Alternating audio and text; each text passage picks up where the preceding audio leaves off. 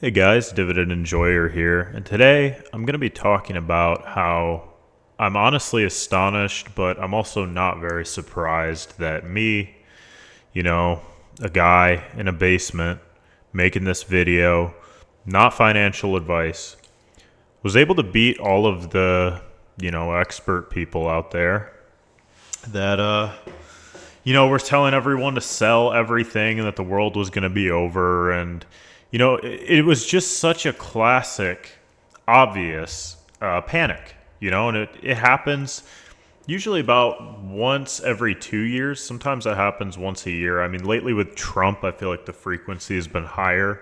I definitely think we have higher volatility with Trump. But I think that there's a bull market here, and I think that we're going to continue to go up. And, unfortunately, that's just how it goes sometimes, you sit on the sidelines and you want things to crash, but I think it's already bottomed out.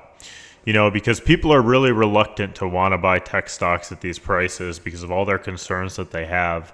But every time tech stocks go down, there are buyers ready to buy more.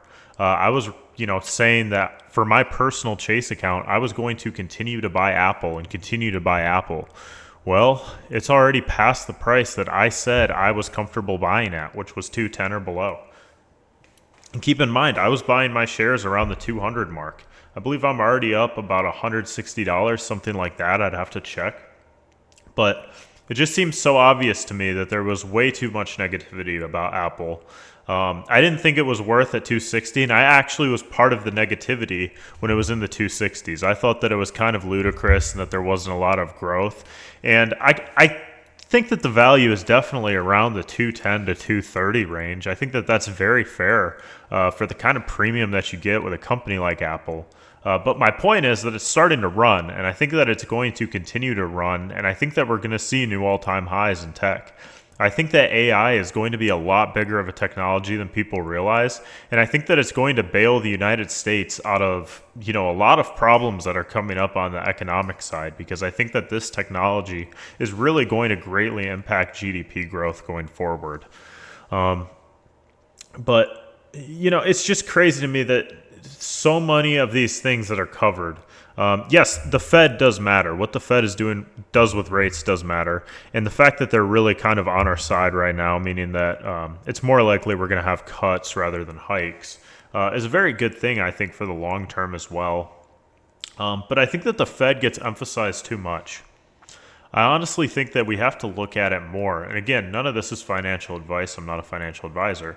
But the way I like to look at it more is the individual company and whether the individual company or sector is growing and where I think it's going to be in the next couple of years.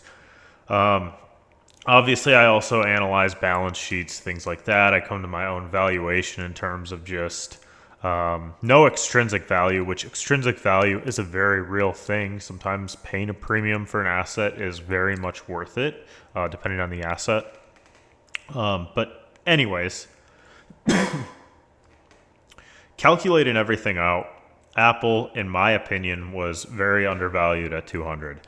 I think 210 or below, you are getting a very low risk investment. You're going to continue to get okay dividends. I mean, the dividends don't really matter, but you're going to get continual growth, and you're going to have a very valuable customer base. Because a lot of people don't think about it, but the iOS users are where the real value is. And long-term investors should want Apple to make decisions that's going to bring the greatest equity towards the shareholders. And Apple's doing that because they don't think an AI makes sense for them. They can just take someone else's AI that they paid all the money for, put it in their Apple ecosystem, and make a fee on it. And I think Apple is strongly positioned because they have an ecosystem of people that use their product. Now, Google, I believe, is a value trap, simply because I think that the Google search system is going to be replaced by ChatGPT. I think that these other tech companies are really looking to take a lot of Google's market share. I don't think that they've innovated in the right ways, and I don't think they've moved in the right direction in terms of profitability or innovation. I think they've rested on their laurels for too long, and now, I think that they're going to continue to go down. I've never owned them. I've never liked them as a company, just at all. I personally don't feel as though the valuation is good because it looks so good on paper. But when you really step back and think about it, I think that they're trending down, so I don't want to own an asset like that. But the rest of the tech that I've been talking about and have talked about in the past has continued to go up. Amazon, we're probably going to hit a new all-time high by the end of the year because we have another half of the year to go. And again, I don't know that for sure, but the signs are there, and it just makes sense for me considering how much they've been able to grow everything consistently, how important AWS is going to be, and their AI that they're developing. I think that they're really hiding a lot of the things that they're doing, and I think that a lot of these companies are secretly working on their own little software, down in the down in the P&G basement. There's someone working on a new AI. But seriously, probably P&G is trying to develop an AI. Anyone that's software related is probably really curious to use this kind of technology. And I think that it's really going to innovate in a way that's unexpected and that will increase productivity and drive down costs. And that's why I think stocks are going to be more valuable just in general. And I think that these software companies that get this right and have the best version of whatever it is that their AI needs to do, I think that they're going to be ridiculously profitable. I think the cash flows are going to be very large. I think we're on the brink of something like what the internet was. And maybe it's not that big. Maybe it will just be a fad. But I really think that it's something that's being pursued, and it's the next new technology. So I'm really excited to own a piece of that, and I think it's very valuable. And I don't think that you should be wanting to sell your opportunity to own a significant portion of that software or that creation in the terms of owning company stock. Whether that's Vici for me as well, which is also appreciated in value, but I don't plan on selling.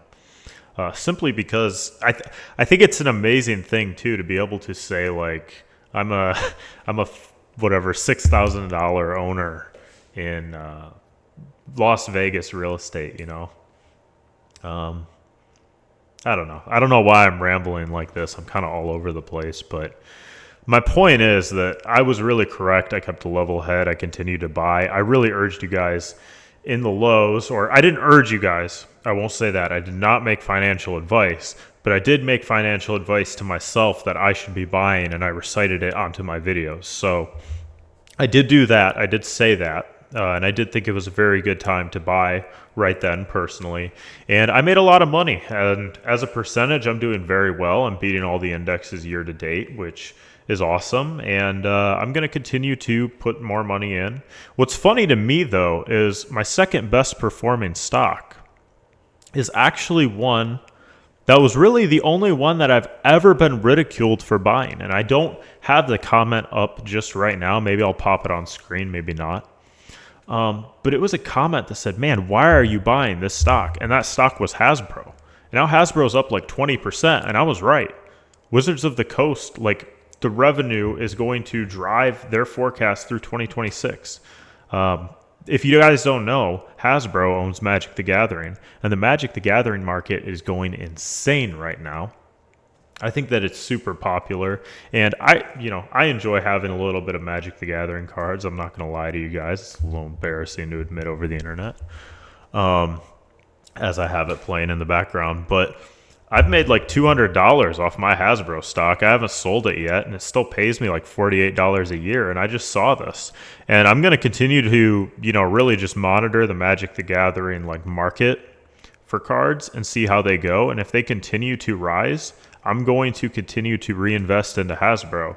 And if they start to drop, like if they start overprinting cards, or if the cards, people don't like them, I'm going to know ahead of Wall Street because I'm actually invested into it, and I'm actually watching the market and trying to understand what the market's doing.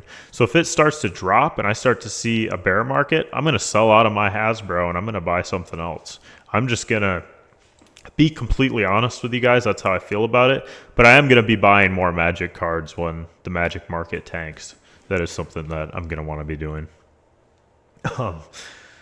But yeah, I just feel like I was really vindicated lately. I think that everything really has gone well for me so far, so that makes me feel like things could be coming down and we could get a correction. But I just don't see that happening. I think that there are buyers right now. I think there are people who have sat on the sidelines with their money and they've parked them in government bonds or things like that with high interest rates.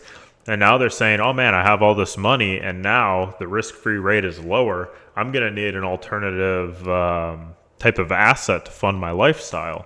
So you're going to see equity managers, you're going to see just general investors wanting to get more involved with companies. And you're going to see that kind of push the market up, I think. That's my hypothesis, could be wrong. But as an outside observer, that's kind of what I'm seeing overall. I think that we're going to continue to go up. I don't think it's ridiculous to say that.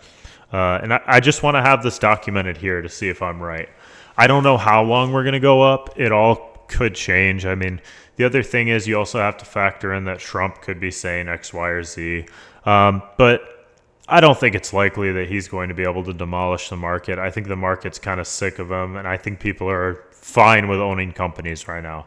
Unless they get specifically targeted like a Tesla or something like that, even though Tesla was already overvalued in my opinion, and I've talked about it at length, so I'm not going to talk about it anymore. But really, I think that we're in good hands and everything's going to be good. So I just wanted to kind of flex because I felt really good that, you know, I was right and that it was the right time to be buying. And I wanted to see what you guys thought, if you guys made some money, if you guys didn't make some money. And yeah, I'll catch you guys in the next video. Thank you for watching. I really appreciate you watching to the end. If you haven't hit the subscribe button, please hit the subscribe button. Bye.